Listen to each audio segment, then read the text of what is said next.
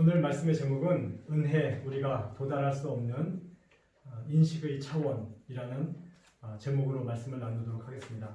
보통 우리는 하나님을 믿고 나서 이런 생각을 합니다. 내가 이제 하나님을 믿었으니 하나님이 내게서 역사를 하시겠구나, 또 나를 통하여 당신의 메시지를 주시겠구나 라고 생각을 합니다.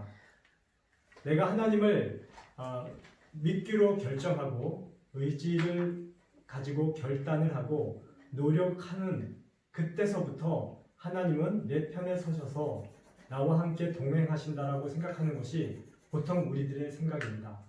그러나 오늘 성경을 보니까 하나님께서는 그렇게 말씀하지 않습니다. 너희가 그 은혜로 인하여 그 은혜에 의해서 믿음을 받았다라고 말씀을 합니다. 즉 내가 하나님을 믿기로 결정하는 그 믿음 이전에 무엇이 있었다고 말씀을 합니까? 하나님의 은혜가 있었다라고 합니다. 내가 하나님을 믿기로 결정하는 그 모든 과정에 이미 하나님의 역사하심, 선지하심, 내가 믿을 수 있도록 그 나 이전에 하나님께서 선지하시는 어떤 역사와 도움을 주신 것, 이것이 은혜입니다. 이 은혜를 우리는 헤아릴 수가 없습니다. 잘 이해가 되지 않습니다. 생각해 보십시오. 내가 하나님을 무시하고 막 살던 그런 때가 있었습니다. 그런데 그런 그때에도 하나님이 나와 함께 하셨다는 것 아닙니까? 내가 믿음이 성장하고 성숙하고 돌아보면 그때 그 어려운 사건, 그때 그 어려웠던 일, 내가 하나님이 없었다라고 생각했던 그 시간에도 누가 계셨다고요? 하나님이 계셨다라는 말씀입니다. 하나님이 나와 함께 동행하셨고 또 그 일로 말미암아 지금 나의 믿음이 성장하였다는 것을 많은 분들이 고백하는 것을 보게 됩니다. 즉, 나 이전에 선제하셨던 하나님의 그 놀라운 은혜, 오늘은 그 은혜에 대하여 살펴보기를 원합니다. 어떤 수도사가요, 중세 수도사가 전도 여행을 가다가 잠깐 시냇가에 빠져서 목욕을 하고 있었습니다. 그런데 수도사가 시원하게 목욕을 하고 있는데 아기 정갈 한 마리가 그 시냇물에 빠져가지고 허우적대는 것을 보았습니다. 가만히 보자니까 이 아기 정갈이 죽을 것 같아요. 그래서 손바닥으로 이렇게 정갈을 떠서 올렸습니다. 그러자 그 정갈이 그 수도사의 손바닥을 쏘았습니다. 큰 정갈이면 죽지 않았겠습니까? 작은 정갈이니까 따끔만 하고 큰 해를 입지 않았습니다. 그래서 따가워서 그 순간 그 정갈을 다시 물속에 놓아버렸습니다. 그러자 다시 이 정갈이 살려고 바둥바둥하면서 또 물속에 빠져 들어갑니다. 죽기 직전입니다.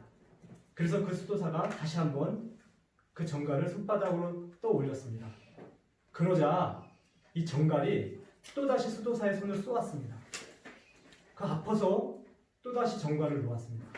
그러기를 반복하니까 그것을 지켜보고 있던 그 시골가의 농부가 이런 얘기를 합니다. 아니 수도사님, 은혜도 모르고 자기를 구원해 주려고 하는 수도사님의 은혜도 모르고 쏘아대고 있는 그 전갈을 뭐하러 그렇게 살려주려고 애쓰십니까? 그냥 내버려두세요. 죽어버리면 자기 탓 아닙니까? 라고 말을 합니다. 그때 수도사가 이렇게 말을 했다고 합니다.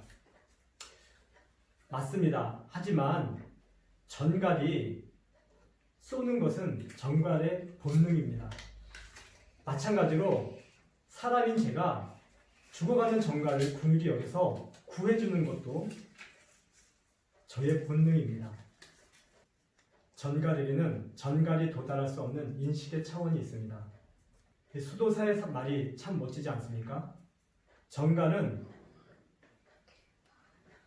그 전갈이 인식할 수 없는 차원이 있습니다. 전갈은 그 수도사가 왜 자신을 돕는지, 왜 긍휼히 여겨서 살리고 있는지를 알지를 못합니다. 그래서 자기의 본능으로 독침을 쏘아대는 것입니다. 그럼에도 불구하고 수도사는 어떻습니까? 불쌍히 여기고 궁일이 여겨서 전갈이 죽지 않게 하려고 그 전갈을 구해내는 것입니다. 여기에 하나님의 은혜를 대입해 보십시오. 하나님의 은혜가 그와 같지 않습니까? 우리는 하나님의 은혜에 도달할 수 있는 그런 인식의 차원이 없습니다. 그런 존재의 차원이 우리에게도 없습니다. 왜 하나님이 우리를 그토록 사랑하고 우리를 그토록 긍휼히 여기시는지를 알지를 못하고 있습니다. 알 수가 없습니다. 다윗에게서 솔로몬이 태어나자 하나님께서는 솔로몬에게 여디디아라는 이름을 주십니다. 그 여디디아의 뜻이 무엇입니까? 내가 저를 사랑하였다라는 뜻입니다. 솔로몬이 태어나서 하나님 앞에 어떤 것을 행하거나 결정하기 이전에 하나님은 솔로몬을 사랑하기로 선택하십니다. 이것이 하나님의 선재하는 은총, 은혜입니다. 실제로 솔로몬은 다윗처럼 하나님을 성실하게 섬기지 않았습니다. 그렇죠? 우리가 잘 알다시피 솔로몬은 부귀영화를 누리게 되자 이방신들과 동맹을 맺고 또 여러 나라의 공주들을 아내로 맞이하면서 그 공주가 가지고 온 그 신들을 그대로 수용합니다. 그래서 솔로몬 중년이나 말년에 가면 굉장히 이스라엘이 영적으로 타락하는 그런 모습을 볼 수 있습니다. 그러니까 솔로몬이 사랑을 받을 만한 일을 합니까? 안 합니까? 안 합니다. 그런데 하나님께서 뭐라고요? 저는 내가 사랑하기로 선택하고 결정하였다라는 그 여디디아라는 이름을 태어날 때 주십니다. 솔로몬이 어떻게 살아도 솔로몬은 내가 사랑하여서 솔로몬이 나를 떠나지 않도록 하겠다라는 말씀을 하십니다. 실제로요. 역대상 28장 20절에도 이런 말을 하십니다. 내가 솔로몬을 떠나지 아니하고 버리지 않겠다. 이런 약속을 하십니다. 그것이 무엇입니까? 하나님의 은혜입니다. 우리는 이런 은혜와 이런 은총을 받고 살아가고 있습니다. 도저히 이해가 안 되지요. 하나님이 왜 그토록 솔로몬을 사랑하시는지 논리적으로 어떤 손익계산으로 설명해낼 수 있겠습니까? 없습니다. 마찬가지로 하나님이 나를 왜 그렇게 사랑하시는지, 그래서 내가 하나님을 믿게 하시는지 그걸 알 수가 없습니다. 우리 믿음은 내가 선택한 것도 있지만 성경은 곳곳에서 너의 믿음은 네가 선택한 것이 아니라 네가 믿을 수 밖에 없게끔 하나님이 인도하셨다라는 이런 여디디아 같은 그런 역사와 은총이 가득합니다.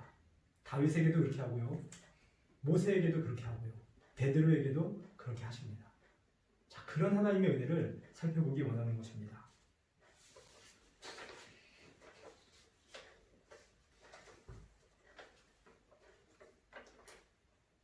내가 하나님을 믿기 이전 나를 향하여 선제했던 하나님의 그 놀라운 은총들, 그런 은총을 생각해 볼 때 오늘 내 앞에 다가온 고난도 우리는 헤쳐나갈 수 있습니다. 이 고난을 주시는 하나님의 의미가 있을 것입니다. 이전에 하나님을 거부하고 하나님을 싫어버렸던 그 속에서도 내가 하나님을 믿을 수밖에 없게끔, 사랑할 수밖에 없게끔, 하나님의 축복을 받을 수 없게끔 인도해 오신 그 하나님께서 내가 믿기로 결정한 지금 얼마나 나를 더 사랑하시겠습니까? 혹여 내가 실수하고 혹여 내가 잘못된 선택을 한다 할지라도 하나님은 더 깊은 사랑, 더 묵은 사랑, 더 한량없는 사랑으로 베풀어 주시겠지요. 그래서 의심하지 말아야 합니다. 이 고난 속에서 하나님 여전히 나의 믿음을 성장시키시고 성숙시키시고 당신의 나라로 나를 인도해 가시는 그 인도의 손길을 놓지 않으십니다. 그것이 하나님의 은혜입니다. 너희가 그 은혜로 의하여 믿음으로 말미암아 구원을 얻었나니 내가 믿음으로 구원받기 이전에 하나님의 그 은혜가 있었다고 합니다. 그 은혜에 의하여 너의 믿음이 주어졌다라고 말씀을 합니다. 얼마나 아름다운 이야기입니까? 내 인생 내가 책임만 짓는 것이 아니라 하나님이 지금도 지고 계시고 인도해 주신다라는 확실한 말씀, 이것보다 더한 말씀이 있겠습니까? 나를 나되게 하셨고 지금도 인도해 가시는 그 하나님의 보이지 않는 손의 능력, 그것이 하나님의 은혜입니다. 우리의 이성과 지성으로는 도저히 도달할 수 없는 하나님 존재의 차원, 하나님 인식의 차원, 은혜의 차원인 것입니다. 그 은혜를 오늘 구약에서 세 가지만 살펴보고 마치도록 하겠습니다. 먼저 나의 믿음이 있게 한 하나님의 선지하신 은혜, 첫 번째는 하나님의 사랑, 영원하신 사랑입니다. 창세기에 보면 하나님께서는 우리가 우리의 형상으로 사람을 만들자라고 말씀하십니다. 그 이전에 모든 천지 만물은 말씀으로 만드셨습니다. 그냥 있어라, 생겨라 이렇게 무의미하게 던져도 동물과 식물이 생겨났습니다. 그러나 우리 사람만큼은 하나님이 어떻게 만드셨다고요?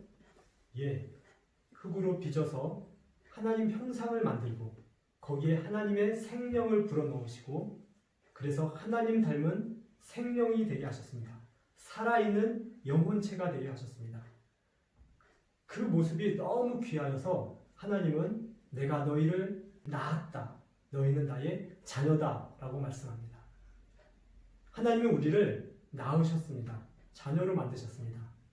그냥 지나가는 동물과 그리고 생물과 다른 그런 존재로 만드셨습니다. 이것이 하나님의 사랑입니다. 낳아주신 사랑이죠. 우리 교회에 이병주, 정보경 부부가 오나를 출생했습니다. 오나를 낳고서 엄마 아빠의 모든 삶이 오나에게 집중돼요. 아르바이트를 할 때도, 일을 할 때도, 음식을 먹을 때도, 또 외출할 때도 오나를 중심으로 다 생활이 짜집니다. 계획되어집니다.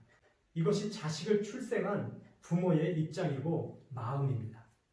온통 엄마 아빠는 아기를 위해서 그 삶을 해나가고 아기를 위하여 꾸려가는 것을 보게 됩니다. 우리 하나님이 저와 여러분을 위해서 그렇게 하신다는 것입니다. 하나님께서는 내가 너희를 낳았다. 나의 자녀야, 나의 아들아 딸아 이렇게 불러주지 않습니까?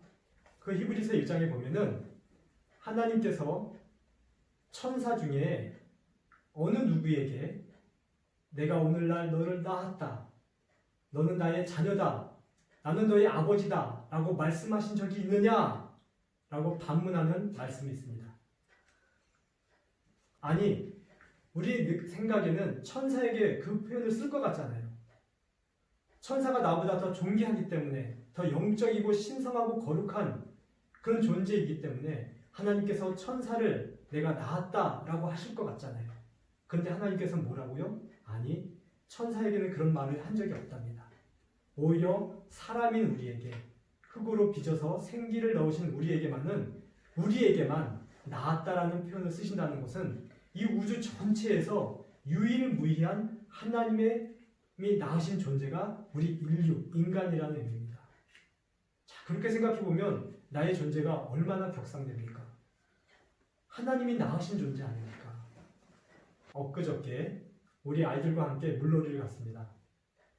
작은 호숫가에서 마치 놀다가 빠지면 죽을 것 같습니다. 그래서 얘들아 조심하자, 조심하라 얘기했습니다. 이 물놀이 처음 가본 아이들이 튜브 위에서 그 호수가 깊은 줄도 모르고 무서운 줄도 모르고 그 위에서 올라서기도 하고 뛰어내리기도 합니다. 야, 저러다가 수초에 걸린다든지 다리에 쥐가 난다든지 뭐 어떤 물고기가 와서 쏘아서 저 아이가 빠져들어가면 어떻게 될까? 그러면 난 어떻게 해야지? 간단합니다. 난 무조건 뛰어들어가서 내가 죽는 한 있어도 내 자식 구해야지. 우리 첫째 아들이 그 튜브에 올라서가지고 그곳에서 막 흔들어대는 것입니다. 정말 미워요. 하지 말라고 주의를 줬는데 분명히 알겠다고 한 우리 아들이 막상 고무 튜브를 타고 호수 안으로 들어가니까 그곳에 올라서서 빠져도 좋다는 식으로 위험스럽게 노는 겁니다. 그래서 속으로 저놈의 자식 저거 확 어떻게 할 수 없을까 생각해 보았습니다. 그러다가도 아니지, 정말 저희가 무슨 일이 있으면 내가 가서 구해야지, 이런 생각을 했습니다. 이런 생각이 왜 나옵니까? 아버지니까, 내가 낳은 자식이니까, 그리고 뭘 아는 것 같지만 여전히 모르는 자식이니까 내가 책임지고 내 목숨을 다하여 저 자식을 살려내야 하는 것. 그것이 아버지의 사랑입니다. 하나님께서는 이런 사랑으로 저와 여러분을 지으셨고 그리고 저와 여러분이 하나님을 거부하는 그때에도 우리를 위하여 우리에게 사랑을 주셨고 그래서 우리가 결국은 하나님을 믿게끔 만들어 가셨다는 것입니다.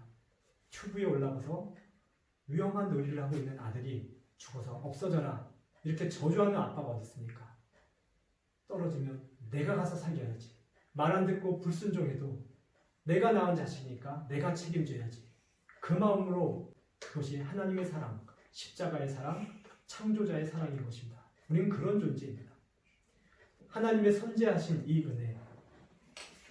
두 번째는 바로 창세전 우리를 택하신 것, 우리를 예정하시고 택정하신 사건입니다. 에베소서에 보면 너희는 창세전에 하나님의 은혜로 선택되고 택함을 입은 백성이라 하나님의 자녀라고 말씀을 합니다. 얼마나 놀랍습니까? 지금 내가 어떤 논리에 따라서 하나님을 믿고 선택한 것 같은데 그것이 사실은 창세전에 전능하신 하나님에 의한 계획이었다는 말씀. 이미 저와 여러분이 잘 알고 있는 줄 압니다. 하지만 이 말씀은 지식으로 끝내서는 안 되고요. 이 선택과 창세전의 택하심이 그리고 하나님의 그 계획하심이 오늘 내가 하나님을 믿게 하는 결정적인 하나님의 은혜라는 것입니다. 앞서 말씀을 드렸습니다. 우리 주명이와 우리 소원이 이 네 자녀들이 조그만 고무튜브에 올라타서 물놀이를 하고 있는데 위태롭게 물놀이를 하는 겁니다. 첫째와 둘째는 동생들이 무서워 보트에 흔들지 마 하니까 더 재밌으라고 흔들어댑니다. 자기들은 수영할 줄 아니까요. 그런데 셋째와 넷째는 수영을 잘 못합니다. 특별히 넷째는 수영을 아주 못하지요. 그래서 제 마음에 이런 선택을 했습니다. 만약에 저 보트가 뒤집어지고 우리 자녀 4명이 동시에 물에 빠진다면 나는 막내를 구하리라. 첫째, 둘째, 셋째를 미워해서가 아니라 그들은 수영할 수도 있고 또는 제가 충분히 물놀이 전에 위험한 놀이 하지 마라 라고 경고와 주의를 줬습니다. 그럼에도 불구하고 그것을 지키지 않는 모습을 보니까 똑같은 자식임에도 불구하고 제 안에 막내를 구해야겠다. 막내는 자기가 의지적으로 위험한 놀이 하는 것도 아니고 오빠들의 저 위험한 놀이에 실수로 배가 뒤집어져서 죽게 내버려둘 수 없다. 먼저 막내를 구하고 셋째를 구하고 첫째, 둘째를 구해야겠다. 이렇게 제가 선택하는 것을 보게 되었습니다. 하나님께서 저와 여러분을 선택하신 것이 이런 것일 수 있습니다.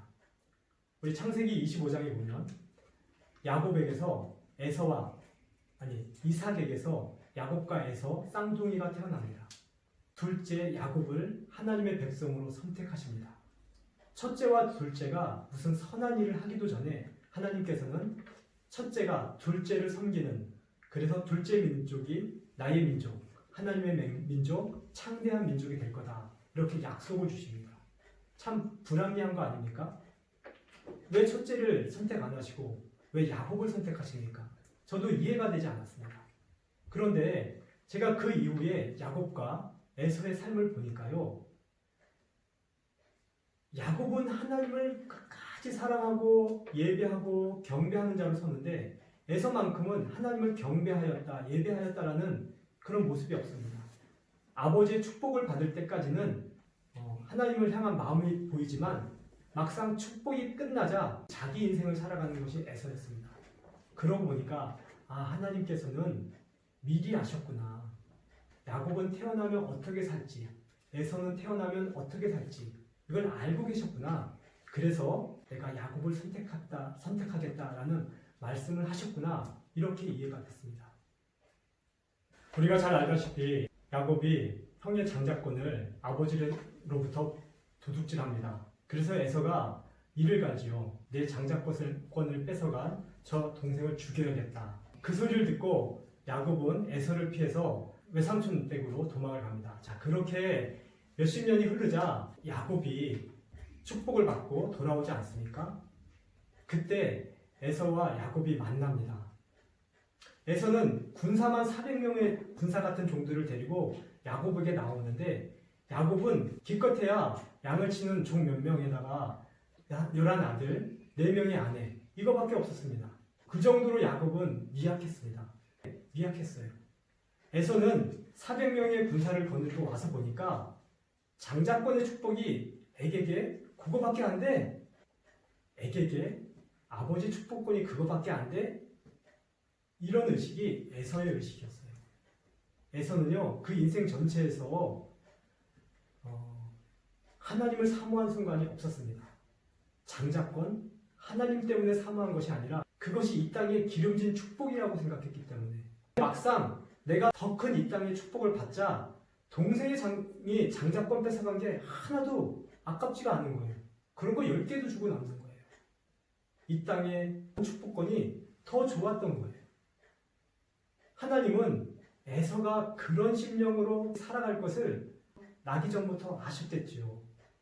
똑같이 에서처럼 이 땅의 축복권이 그것에 무엇이 있는 줄 알고 노력하고 애쓰는 야곱이 그냥 마냥 불쌍해 보이는 거예요.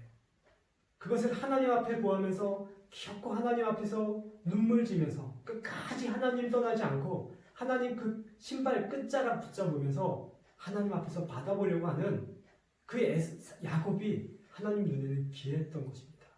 그래서 태어났을 때부터 하나님이 야곱을 선택했다라고 저는 이해를 하게 되었습니다. 하나님은 볼품없고 미약하고 연약한 야곱을 선택하셨습니다. 야곱이 그것에 감사하면서 숨을 거두는 것을 보게 됩니다. 자, 저와 여러분이 하나님께 받은 선지하신 은총이 뭐라고요? 은혜가 뭐라고요? 택하신 것, 선택하신 것입니다. 내가 하나님을 믿기 이전에 나로 믿어지게 만드신 하나님의 선지하신 은혜, 세 번째는 우리 안에 회개할 마음을 주셨다는 것입니다. 사도행전 13장 24절에 보면 그가 오시기에 앞서 요한이 먼저 회개의 세례를 이스라엘 모든 백성에게 전파하니라. 예수님이 오시기 전에 앞서 하나님께서는 먼저 사람들 마음 가운데 예수님을 만나야 하는구나. 예수님 없으면 나는 죄 가운데 죽겠구나. 이것을 깨달을 수 있는 회개의 마음, 회심을 주셨다라고 말씀합니다.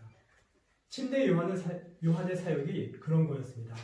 예수님을 바라보면 예수님을 영접하고 싶은 그런 낮은 마음, 가난한 마음, 긍휼한 마음을 주는 것. 그게 침례 요한, 세례 요한의 사역이었습니다. 하나님께서는요, 저와 여러분이 하나님을 믿고 구원받기 이전에 이 하나님을 영접하고 싶은 가난한 마음, 회개의 심령을 주셨다는 것입니다. 우리가 누가 하나님을 선택을 받았는가? 누가 하나님의 사랑을 받는가? 누가 하나님의 축복을 받는가? 무엇으로 알 수 있을까요? 부자가 되고 또 교회에서 축복받고 좋은 직책에 있으면 하나님의 축복을 받는 것일까요? 저는 한때 그렇게 생각한 적이 있었습니다. 그런데 지금은 그렇게 생각하지 않습니다. 정말 하나님의 축복을 받은 사람은 부자가 되고 돈이 많고 학식이 높고 낮고를 떠나서 그 안에 하나님을 사랑하는 마음이 있는가? 하나님 앞에 자신의 존재를 낮추는 그런 회개의 마음, 죄인의 자리에 서서 고개를 숙이는 그런 낮은 마음이 있는가? 없는가? 그걸 봅니다. 그것이 있는 사람은요, 하나님의 복받은 사람입니다. 하나님의 사랑을 받는 사람입니다. 그런 사람이 하나님의 선택을 받는 사람입니다. 아무리 부자가 되고 아무리 교회에서 중요한 직책을 맡고 있어도 하나님을 사랑하는 마음이 우러나오지 않고 삶에서 그 영향력이 나오지 않는 사람은요, 제가 생각할 때 고개를 젓게 됩니다. 정말 하나님 누가 사랑하는가? 회개하는 사람, 자기를 부족하게 여기는 사람, 교만하게 여기지 않는 사람, 이런 사람을 하나님이 찾으십니다. 우리가 오늘날 많은 학자들, 똑똑한 학자들을 보면 이런 사람을 보게 됩니다. 아, 하나님이 어디 있어? 내가 공부해보고 연구해보고 많은 종교들을 비교해보니까 꼭 하나님한테 그렇게 목매달 거 없어. 봐봐, 내가 이렇게 하나님 앞에 손가락질해도 나를 손 하나 까딱 건드리시지 못하잖아. 그러니까 하나님 없어. 이런 학식 높은, 이런 사람들의 말을 듣습니다. 그럼에도 불구하고 또 저쪽 한편 구석에는 바닥을 쓸고 있는 청소부가 가진 것 하나도 없는데도 하나님이 계십니다. 나의 이 삶을 인도해 주세요. 이렇게 가난한 심령으로 구하는 사람이 있습니다. 또 같은 청소부라 할지라도 교만합니다. 하나님이 어디서 이렇게 교만하게 살아가는 또 청소부를 봅니다. 또 반대로 아주 유능하고 공부 많이 한 학자임에도 불구하고 하나님을 고백하고 하나님이 존재합니다 라고 겸허하게 고백하는 그런 사람들을 봅니다. 무슨 차이일까요? 지식이 모자라서 돈이 많아서 있고 없고의 차이일까요? 아닙니다. 심령의 차이입니다. 하나님이 그 안에 가난한 심령, 회개할 마음, 하나님을 찾고 싶은 마음, 죄에서 돌이키고 싶은 마음, 나의 삶에는 하나님이 필요해. 이 마음, 이 회심의 마음, 회개의 마음을 준 사람만이 청소부든 학자든 물론대수하고 하나님을 찾게 되는 것입니다. 그래서 저는요, 어떤 사람을 보면 은혜를 받냐면 이 하나님을 사랑하는 마음, 이 하나님 앞에서 고개를 숙이는 사람, 그래서 사람들 앞에 교만하지 아니하고 마치 하나님을 대하는 것처럼 그렇게 낮은 마음으로 살아가고 있는 그리스도인, 그런 사람을 보면 나의 형제구나, 나의 하나님의 아버지의 자녀구나, 이런 감동이 흘러갑니다. 그런 사람은 만나면요, 만난 것으로 가슴이 뛰고 설레고 행복합니다. 지난주에 설교했듯이 요나단이 다윗을 만나고서 그 생명을 아낌없이 다윗에게 드리는 이유가 뭡니까? 나처럼 찾는 하나님을 사랑하는 사람을 보는 것, 그 감격 때문이 아니겠습니까? 하나님께서는요, 저와 여러분이 하나님을 믿기 이전에 무엇을 주셨다고요? 이 하나님을 찾고 싶은 마음을 주신 거예요. 어떤 고난이든 어떤 심령의 난관이든 위로든 또 어떤 경험과 사건을 통해서 우리 마음 안에 하나님 없으면 안 되겠구나, 하나님 정말 찾아야겠구나라는 그 마음을 주신 것, 그 회개의 마음, 회심의 마음을 주신 것, 그것이 하나님의 은혜라는 것입니다. 너희는 그 은혜에 의하여 믿음으로 말미암아 구원을 받았나니. 우리가 믿기 이전에 선제했던 이 하나님의 세 가지 은혜, 정말 여러분 느껴야 되지 않겠습니까? 이 은혜를 모르고 어떻게 하나님을 잘 믿을 수 있겠습니까? 아니, 이 은혜를 알면 하나님을 더 깊이, 더 신실하게 믿을 수 있지 않겠습니까? 더 잘 믿으시라고 총들을 이야기 나눴습니다. 내가 믿기 전에 하나님을 믿고 싶은 회개의 마음, 회심의 마음을 주신 것, 그게 하나님의 은혜입니다. 영원한 은혜입니다. 이 구원의 은혜를 묵상하시면서 기도를 하겠습니다. 하나님 아버지, 감사합니다.